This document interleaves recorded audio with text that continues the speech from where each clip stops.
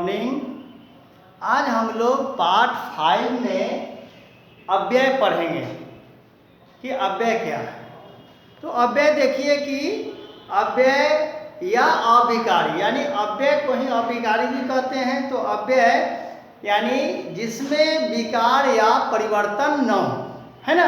और हम लोग देखेंगे कि अव्यय का क्या अर्थ होता है। तो अव्यय का अर्थ है जिस शब्द का व्यय न हो, है ना, जिस शब्द का व्यय न हो या उसमें कोई परिवर्तन न हो। अब इसको परिभाषित रूप से देखेंगे। अव्यय वे शब्द हैं, अव्यय वे शब्द हैं जिनके रूप में लिंग, वचन, पुरुष, काल आदि व्याकरणिक कोटियों के प्रभाव से, यानी व्याकरण के किसी भी प्रभाव से, है ना, कोई परिवर्तन नहीं होता है, उसे हम अविकारी या अव्यय कहते हैं।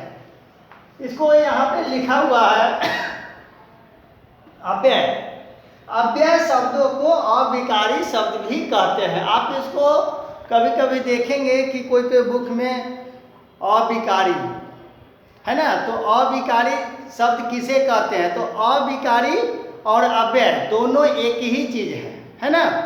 इसको फिर से देखिए। जिन शब्दों में लिंग, वचन, पुरुष, काल आदि के कारण कोई विकार या परिवर्तन नहीं होता है, उन्हें अव्यय या अविकारी शब्द कहते हैं। क्लियर? जैसे लड़की धीरे धीरे चलती है, तो इसमें धीरे धीरे जो हो गया वो अव्यय हो गया। हम धीरे धीरे चलेंगे तो क्या हो गया, उसमें धीरे धीरे जो हो गया वो अव्यय हो गया, है ना। तो अव्यय में हम लोग अब देखेंगे कि अव्यय के 5 भेद होते हैं। अव्यय के कितने भेद होते हैं? 5, है ना। पहला है आपका क्रिया विशेषण। पहला क्या है? क्रिया विशेषण। दूसरा है संबंध बोधक। तीसरा है समुच्चय बोधक, है ना। और 5वां जो है आपका यहाँ पे विस्मयादि है, विस्मयादि बोधक और निपात। यानी अव्यय जो है वह 5 प्रकार के होते हैं। अब देखेंगे कि पांचों में फिर एक्सप्लेन करेंगे, उसको परिभाषित रूप में देखेंगे, है ना। तो पहला आपका क्रिया विशेषण है। क्या है? क्रिया विशेषण। तो क्रिया विशेषण किसे कहते हैं, है ना। तो जो शब्द क्रिया की विशेषता बताते हैं उसे क्रिया विशेषण कहते हैं, यानी क्रिया की विशेषता बतलाना है। जैसे हिरण तेज भागता है। हिरण कैसे भाग रहा है? तेज भागता है। तो इसमें तेज जो हो गया वो क्या हो गया? क्रिया विशेषण हो गया, यानी भागना जो है से क्या हो गया? क्रिया। और क्रिया की विशेषता बताना क्या? कि वह तेज भागता है। ठीक है। या कपिल बहुत बोलता है। कपिल बहुत बोलता है। तो इसमें बोलना जो हो गया क्रिया हो गया, लेकिन उसकी विशेषता क्या बता रहा है? बहुत। तो इस प्रकार हम लोग क्रिया विशेषण जाने कि क्रिया विशेषण, जो शब्द क्रिया की विशेषता बताते हैं उसे हम लोग क्रिया विशेषण कहते हैं, है ना। अब दूसरा है आपका इसमें संबंध बोधक। दूसरा क्या है? संबंध बोधक। तो संबंध बोधक जो है हम लोग देखें, संबंध का मतलब ही होता है एक दूसरे से क्या करना? संबंध, यानी संबंध स्थापित करना। यानी जो अव्यय शब्द संज्ञा या सर्वनाम के बाद प्रयुक्त होकर वाक्य में एक दूसरे से उनका संबंध बताते हैं उसे संबंध बोधक या प्रसंग भी कहते हैं। जैसे सीता के कारण गरीब का बुरा हाल था, है ना। यानी सीता वैसे किया होगा जिसके कारण गरीब का बुरा हाल था।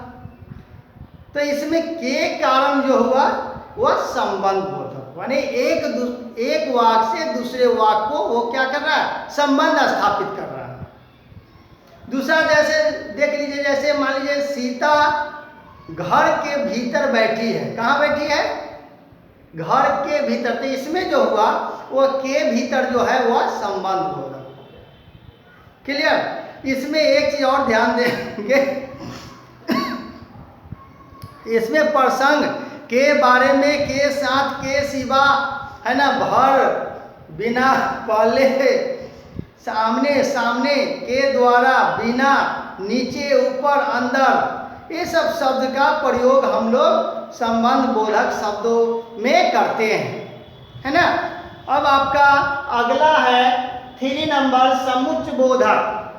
समुच्चय बोधक जो अव्यय पद एक शब्द का दूसरे शब्द से या एक वाक्य का दूसरे वाक्य से, है ना,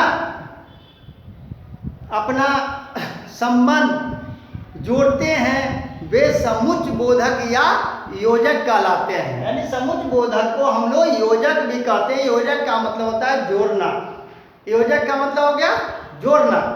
तो यह जो है इसमें एक वाक्य से दूसरे वाक्य को जोड़ेंगे, है ना, या एक वाक्यांश से दूसरे वाक्यांश को जोड़ते हैं, वही समुच्चय बोधक अव्यय कहलाते हैं, है ना।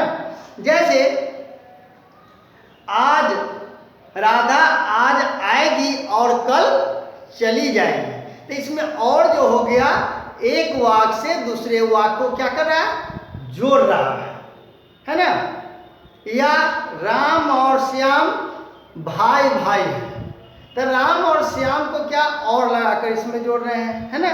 तो इसका जैसे मैं आपको और, एवं, अन्यथा, किंतु, परंतु, लेकिन ये सब शब्द लगाकर हम जो है समुच्चय बोधक अव्यय बनाते हैं, यानी वाक्य को जोड़ते हैं, है ना। अब है आपका अगला नंबर विस्मयादि। तब विस्मयादि यानी विस्मय, है ना, विस्मय, हर्ष, शोक, आश्चर्य, घृणा, है ना, आदि भाव को प्रकट करने वाले अभिकारी शब्द विस्मयादि बोधक कहलाते हैं। यानी इसमें विस्मय, हर्ष, उल्लास का जिक्र होगा। जैसे विस्मय, अरे, वाह, क्या, छी छी, हाय, है ना, जीते रहो, चिरंजीवी हो, दीर्घायु हो, हाय राम, ये सब शब्द जो है विस्मय शब्द है, यानी विस्मयादि बोधक शब्द है ना। जैसे शिव शिव, हरे हरे भी लगाते हैं, क्या, अच्छा, सुंदर, ये सब भी लगाते हैं। और इसमें एक चीज और ध्यान देना है कि विस्मयादि में आपको जो है ना विस्मयादि सूचक शब्दों का प्रयोग किया जाता है। अगला 5 नंबर है आपका निपात। 5 नंबर निपात। कि निपात क्या है? तो निपात देखिए, निश्चित शब्द शब्द समूह अथवा पूरे वाक्य को अनभावार्थ प्रदान करने हेतु जिन शब्दों का प्रयोग होता है उसे हम लोग निपात कहते हैं, है ना। या जो अव्यय किसी शब्द या पद के बाद लगकर उसके अर्थ में विशेष प्रकार का बल देते हैं वे निपात कहलाते हैं। जैसे ही, भी, तक, भर, तो, केवल, मात्र, ये सब शब्द निपात कहलाते हैं। जैसे देखिए, तुम ही वहाँ जाकर यह काम करोगे, तो ही जो है इस वाक्य में क्या दे रहा है? बल दे रहा है। या राम के साथ श्याम भी जाएगा, राम के साथ क्या जाएगा? श्याम भी जाएगा।